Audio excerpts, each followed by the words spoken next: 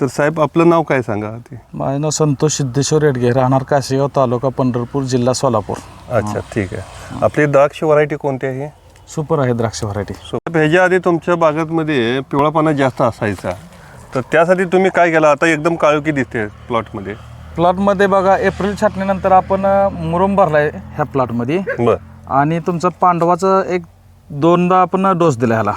पांडव दोनदा डोस दिला म्हणजे हा. 5 एप्रिलमध्ये एप्रिल मे मध्ये. अच्छा अच्छा. पांडुरे मायक्रोन्यूट्रन दुसरा कुठलाच वापरला दुसरं नाही, कुठलं फक्त काहीच पांडुरे मायक्रोन्यूट्रनसाठी पांडुरे.